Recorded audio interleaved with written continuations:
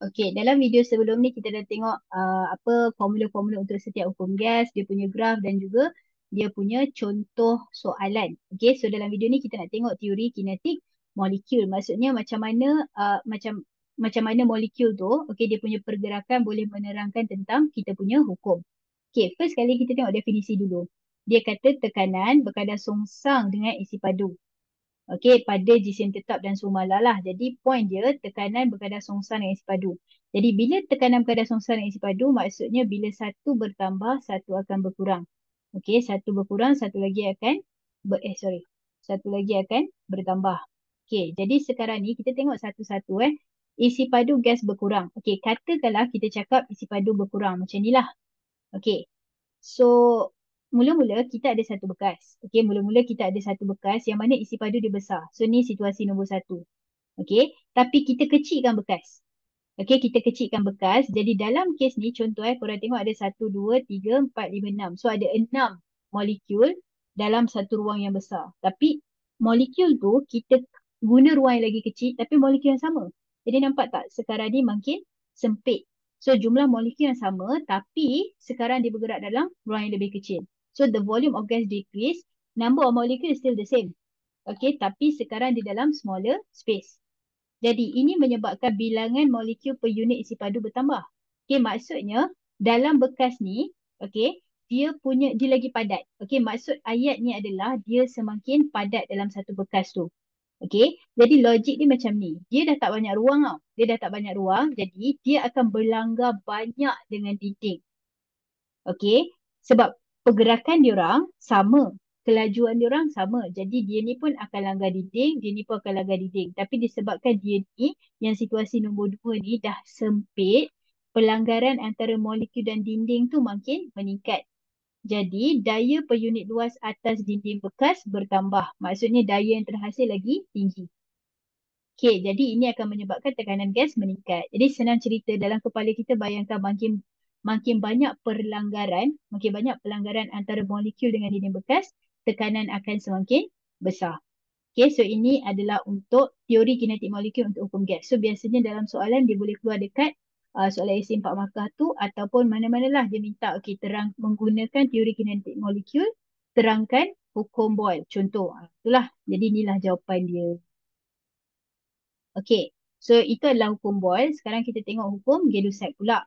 So, hukum Gay-Lussac cakap tekanan adalah berkadar terus dengan suhu mutlak. So, P berkadar terus dengan T. Jadi maksudnya kalaulah P akan bertambah bila T bertambah, P akan berkurang bila T berkurang. Okay, ni pun boleh fikir logik. Kenapa? Sebab logik dia macam ni. Okay, saiz bekas sama Saiz bekas sama. So, ni situasi nombor 1, situasi nombor 2. So, bila kita panaskan dia, tenaga kinetik purata molekul meningkat. Okey, maksudnya dia macam ni. Bila suhu meningkat maksudnya dia dapat tenaga kan? So bila dia dapat tenaga kinetik lah. Maksudnya dia gerak laju lah. Okey, so bila tenaga kinetik meningkat, dia akan bergerak dengan laju. So logik lah. Kalau dia bergerak dengan laju, mestilah dia banyak berlanggar dengan dinding. Kan? So, saiz dia masih sama tapi dekat sini molekul yang dalam situasi 1 molekul tu bergerak slow je. So tak banyak sangat langgar dinding. Tapi dekat situasi 2 banyak sangat dia langgar dinding sebab apa? Sebab dia berlari-lari. Okey, macam korang katakanlah dalam kelas, okey, mana lagi banyak berlanggar? Mestilah waktu korang lari-lari daripada kalau korang jalan biasa je. So dalam kes ni isi padu yang malah sebab kita tak ubah saiz bekas tu, okey, menyebabkan kadar pelanggaran antara molekul dan dinding bekas meningkat.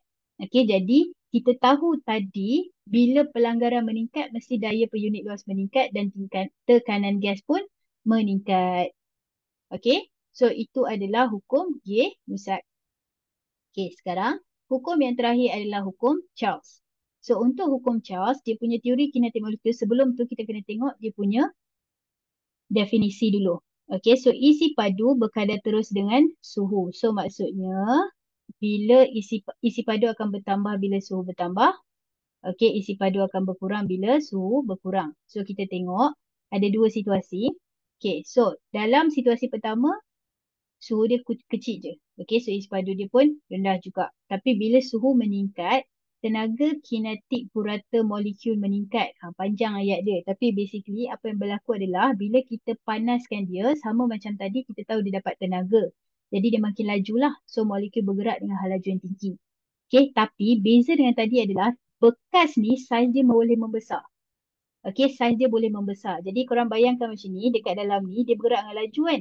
Tapi disebabkan saiz ni boleh berubah, dia tolak lagi kuat dekat dinding tu menyebabkan bekas dia lagi besar. Jadi bila bekas tu jadi besar, jadi kadar pelanggaran antara molekul dan dinding bekas adalah tak berubah. Okay, maksud cikgu macam ni tau. Mula-mula dia bergerak slow dalam satu bekas. Okay, jadi sekarang ni bila dia bergerak slow, tekanan dia taklah tinggi sangat kan. Okey, tapi bila kita panaskan, dia dah start bergerak dengan laju. Tapi kita nak kekalkan perlanggaran dia dengan dinding. Maksudnya kat sini, okey, maksudnya dekat sini katakanlah dia langgar 10 kali dalam satu saat. Molekul ni langgar dinding 10 kali dalam satu saat. Kat sini pun kita nak dia langgar 10 kali dalam satu saat.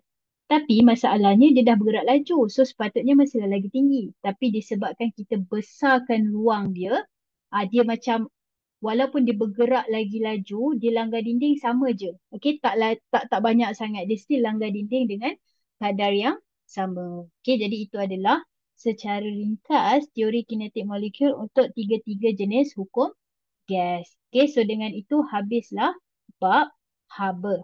Okey, so jumpa nanti untuk bab yang seterusnya. Okey, terima kasih.